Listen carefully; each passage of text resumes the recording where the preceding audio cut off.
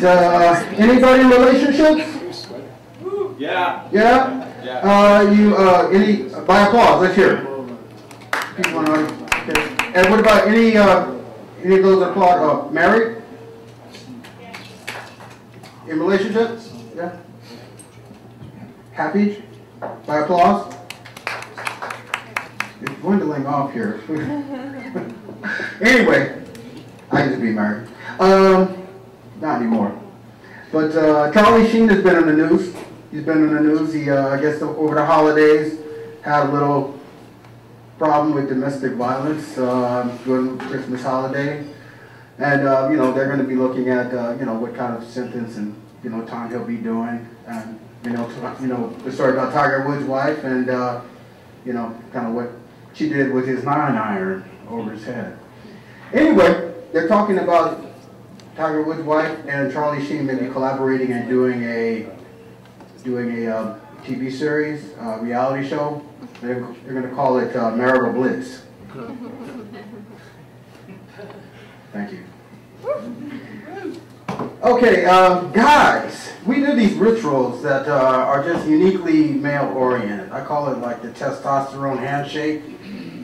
I was doing an open mic the other night. This guy came up and he just like, you know, some guys just have like, their hands are just like, they can palm 2 basketballs and it's just like a sandpaper Brillo pad, right? You ever have those guys come up to you? They go, hey, come here.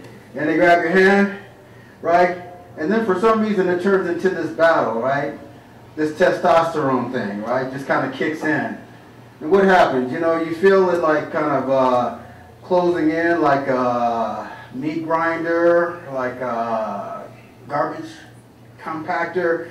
And it gets into this thing like, okay, who's the man? It's like, you know, all right, okay, you're the man.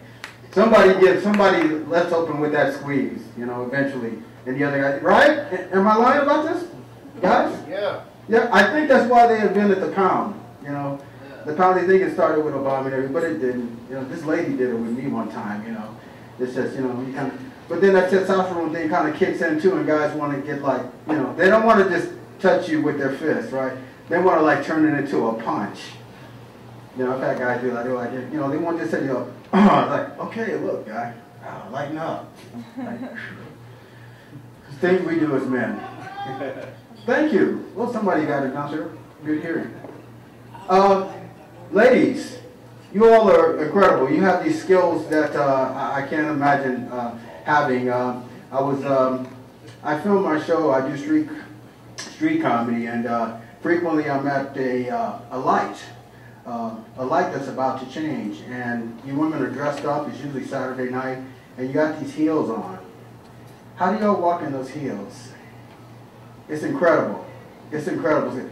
I think what they ought to have is like in the Miss America or they ought beauty pageants and things like. They ought to have an event, and they ought to have it like the high heel race. You know? Yeah. Let's hear it, ladies. Come on, ladies. What do you think about that? I've seen so many women trip and fall. It's really funny. So they're not always on top of it, which means it would be great. I've seen women like, you know, hustle trying to get through the intersection, and then they like fall. You know, and I don't know. I think there ought to be like, you know, they ought to have like handrails at intersections. You know, so at least, you know, they can get across without doing the tunnel. Or there should be, you know, high heel training school or something like that. You know, just because I feel some people are just, you know, they don't look really good. And you know what? I've seen it. I swear, I saw this guy one time. He had blue jeans, and I looked down, and he had high heels on. Let me go figure. Okay. Works all the way around. It's Portland, right? Anyway, I guess I better get to some laughs here. Anybody ever like go to get a urinalysis test? Woo, yeah. Yeah, you got to test. Why do they always give you like little shot glasses, you know, to fill it? You know? That's, is this kind of a fetish we have here? Why does this guy drink? He's talking about drink.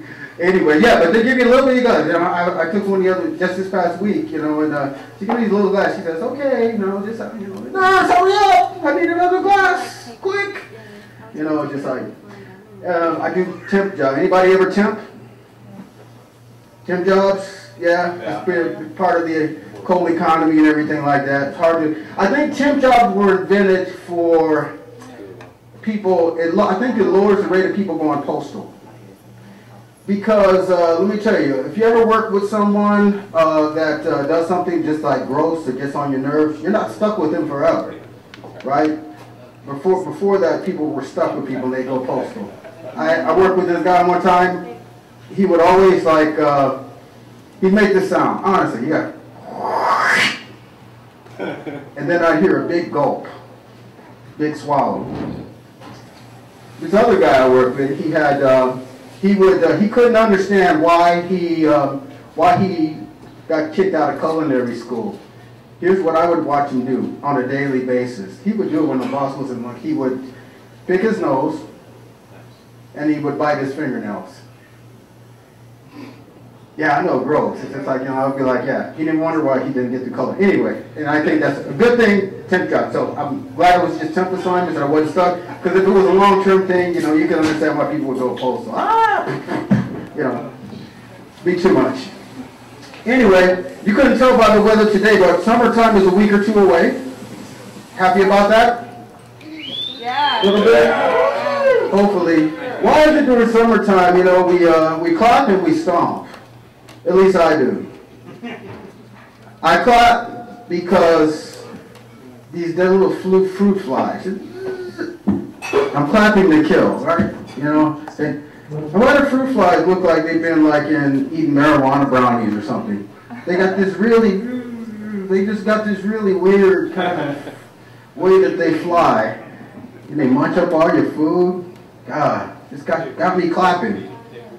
Don't forget about the stomping part. Summertime means what? Ants. And why do we do this? Why do I do this? I use excessive force. Like that's going to kill them harder or faster.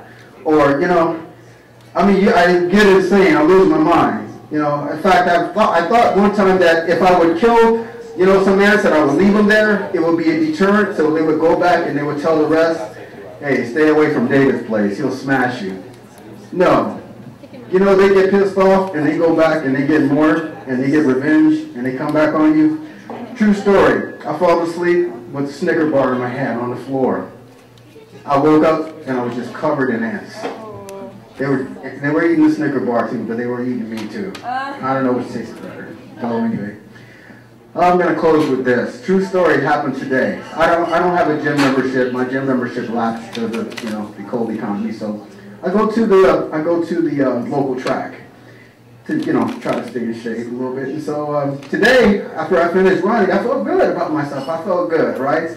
Well, what happens when you run? When you run and you're stimulated, your metabolism speeds up, right? You gotta go to the bathroom. Right? Luckily, where I live, there's a little porta potty.